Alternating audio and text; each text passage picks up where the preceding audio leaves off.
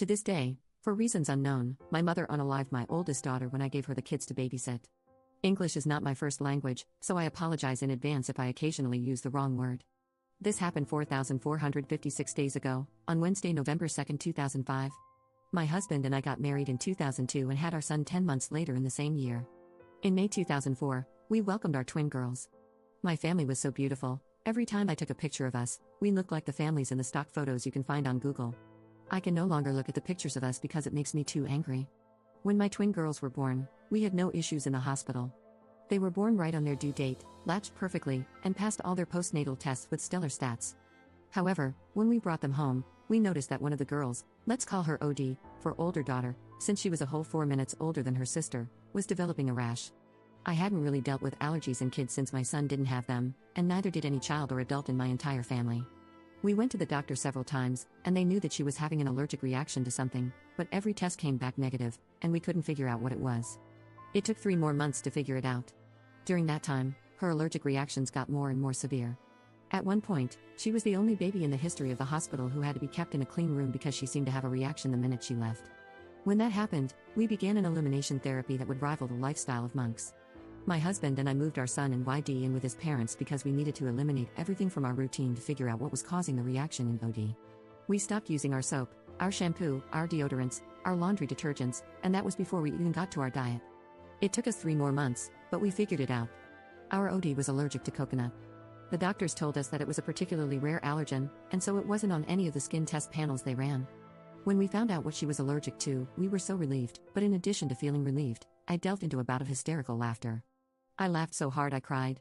You see, I come from a culture that uses coconut almost religiously. It's in our cooking, we break a coconut open at religious events, it's used in almost all sweets, it's in everything. The reason I was laughing was because of how much I hated one particular use for coconut. When I was a kid, my mother would put coconut oil in my hair all the time. It looked greasy as hell, I hated it, and once I was old enough to start doing my own hair, I never put that stuff in my hair again. We told my mother, and she laughed as well. She made jokes about how my baby must have heard me talking about my hatred for coconut oil while she was still cooking inside me and decided that she needed to hate it too. We all had a good laugh and left it at that, or so I thought. My mother and I have always had a contentious relationship at best.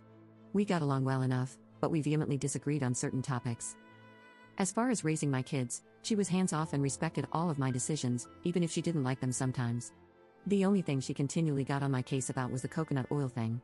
You see, my girls have very textured and curly hair. It was a little on the rough side, and my mother always insisted that a little bit of oil would make the curls soft and more defined, but I always said no. Sure, we could have used a different type of oil, but my girls were still so young, and the allergy process had made me terrified of incorporating new things into their routine. I made sure I explained why to my mom too. She remembered what we'd gone through with OD and her allergy. She even brought me food and clothes at the hospital more than a few times. She helped me move all of my furniture and clothes out of my house when I was eliminating every possible source of allergen. She taught me how to cook from scratch when I was eliminating certain foods from the kids' diet. She knew everything about OD's struggle, and to this day, I cannot understand how she did what happened next. November 2, 2005, I was giving a midterm that day to my students, and I had to be at my research lab late that night. My husband was away at some conference, and our nanny was down with the flu. So I had my mom come to take them for the day. My son was almost 3 years old, and the girls were a year and a half old.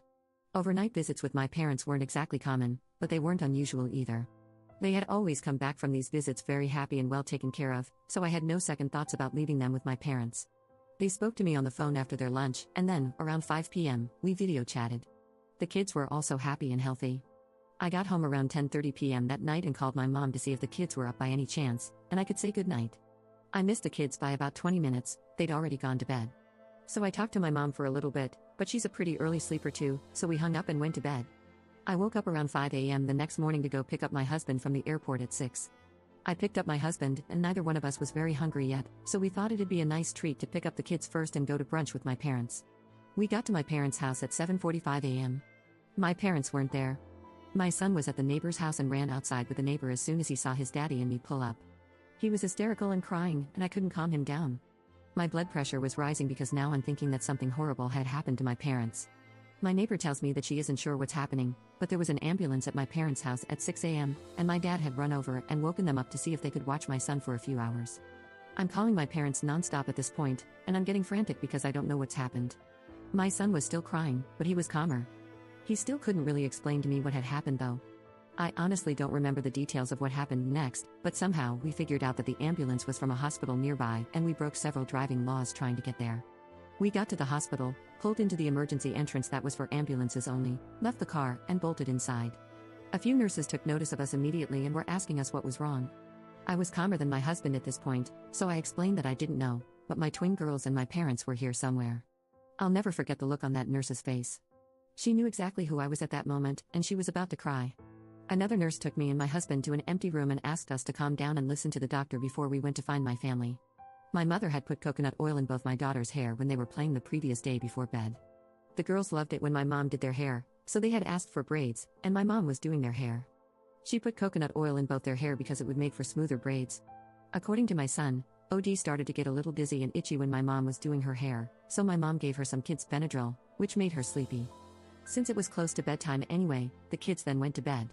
Giving her Benadryl was something we did whenever she had a mild reaction, since it usually meant she accidentally came across some coconut from a secondary source. We also showered her from head to toe immediately to erase any lingering traces of it. My mother simply gave her some Benadryl and kept the coconut oil in her hair and put her to sleep. The Benadryl made her sleepy and unable to wake up or be conscious enough to wake up her brother or cry.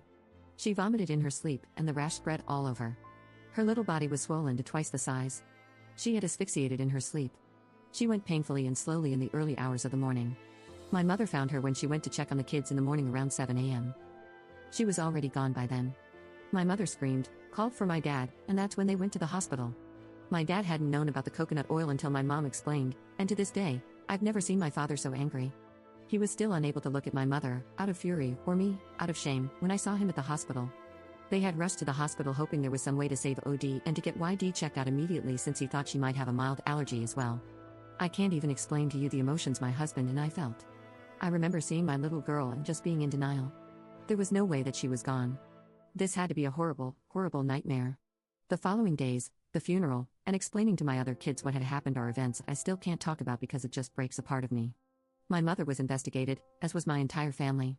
I almost lost my kids to my country's version of CPS once because they thought my kids were in danger. My husband and I had to fight tooth and nail to show that uprooting them during this time would be the worst thing for them at the moment.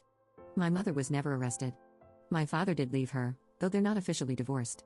The majority of my mother's family refused to speak to her, and the few that do speak to her only do so on a limited basis.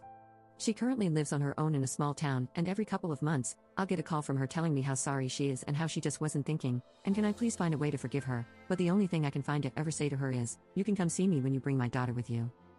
It's been 13 years. Our son just got his license this year, and YD is going to start high school soon. Both of them are healthy, and they're turning into amazing adults, but neither one has been the same since OD passed. YD used to be so bubbly and such a talkative little child, but she's quiet now. When she does speak, it takes some effort to hear her because she's so quiet. She told me a few years ago that she knows she was only a baby when it happened, but she feels incomplete all the time, like a part of her is missing. I didn't know what to say to her. If it weren't for my husband, I don't think I could have ever recovered from the loss of my daughter. We have all helped each other throughout the loss. It's taken over a decade of therapy to even get to this point. I don't know what I expect to get out of typing all of this out, but I've seen how much comfort this subreddit brings other posters, so hopefully, I find some of the same peace.